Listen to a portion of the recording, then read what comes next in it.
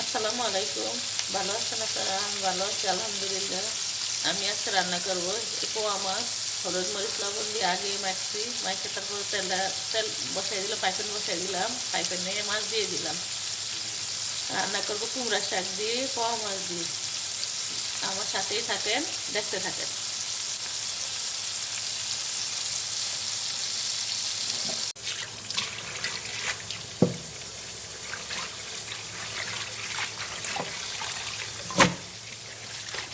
এই যে শাক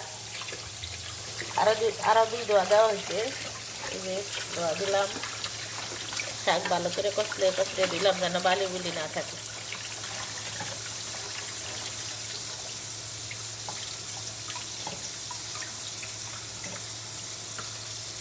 শাক দিয়ে পোয়া মাছ দিয়ে কখনো খাই না, আজকে রান্না করবো শাক দিয়ে পোয়া মাছ।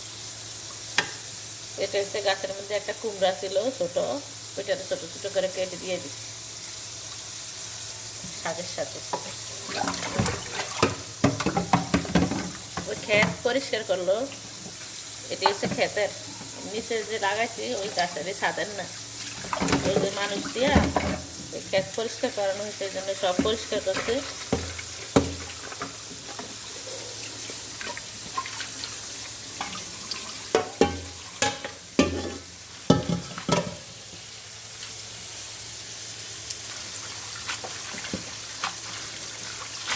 এখন আর নিচে নাই শাক সব শেষ, এই শেষের শাক আচ্ছা ছাদে অল্প কথা।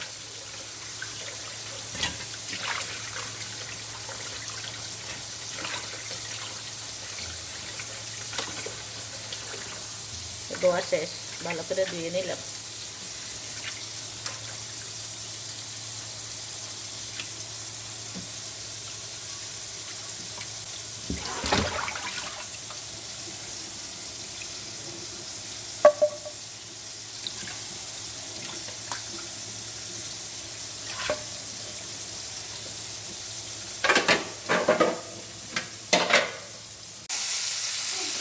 মাছের এক পাশ হয়ে গেছে,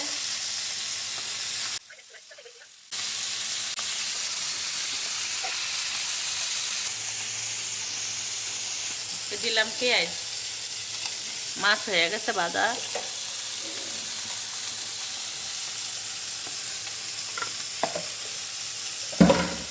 দিলাম তেল,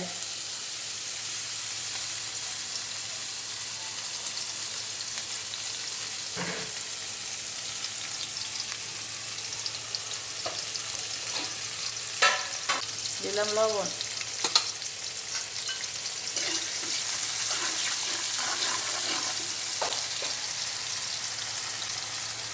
দিলাম রসুন,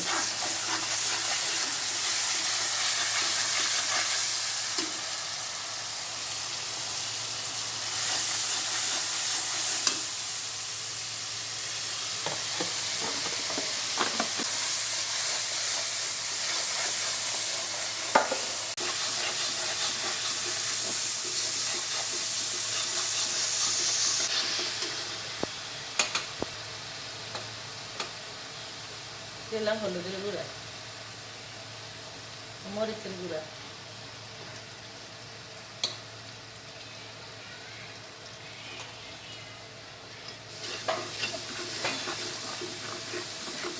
দিয়ে দিলাম শাক,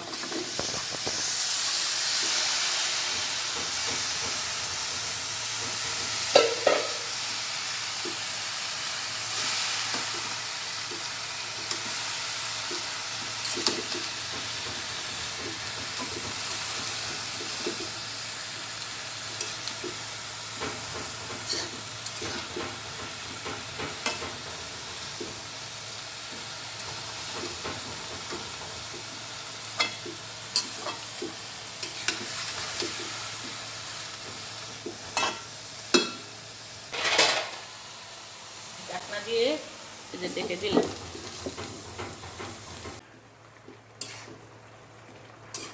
শাকটা ভালো করে কষিয়ে ভালো করে কষানো হয়ে গেলে ডাটাগুলি সিদ্ধ দিয়ে দেবো, তারপরে একটু একটু জল দিব।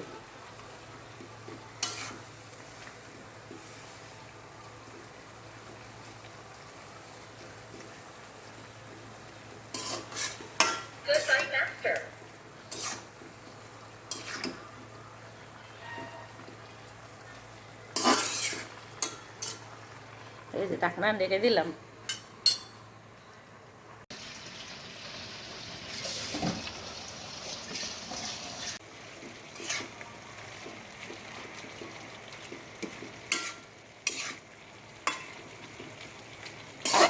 আরও সিদ্ধ হইব, কষানোর ভিতরে আরও সিদ্ধ করে নিই।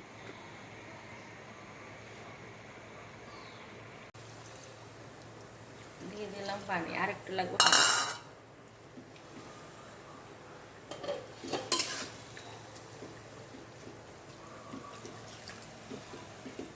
থাকবে একটু বাটি বাটি।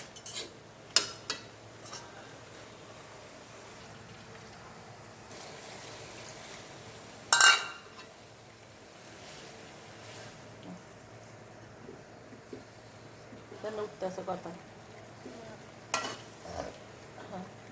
ইয়ে দিই, এই যে পানি দিলাম, পানির মধ্যে হইব মাছটা দিয়ে দিই। কোনো সময় খাই না কুমড়ার শাক দিয়ে পোয়া মাছ, এই ফার্স্ট। ওই শাকটা নষ্ট হয়ে যায়, শাক দিয়ে রান্না করে দিই। আমার ছোটো ছেলে বলছে, রামু শাক দিয়ে শাক দুটি রান্না করে লাভ। আমি বলছিলাম আজকে ফুলকপি রান্না করার জন্য, কেন ফুলকপি কালকে রান্না করো, আজকে শাকটা রান্না করো।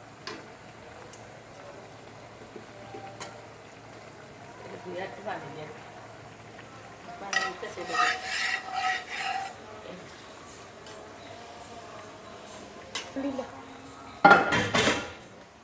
একটু তেল তেল আসছিল দিয়ে দিছি। লবণ চাই, লবণ ঠিক আছে না, লবণ লাগবে।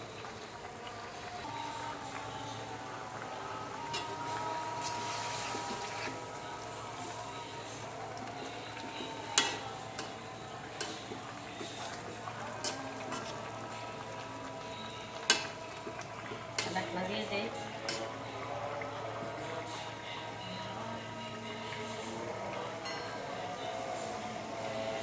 ওইটা থাক, আজান দেয়, নামাজ পড়ে আসি। তরকারি আপনারা আমার পাশে থাকবেন, আমার নতুন চ্যানেল। আমরা একজনের পাশে না থাকলে কেমনে দিব। আপনারা সুস্থ থাকবেন, ভালো থাকবেন। আল্লাহ হাফেজ।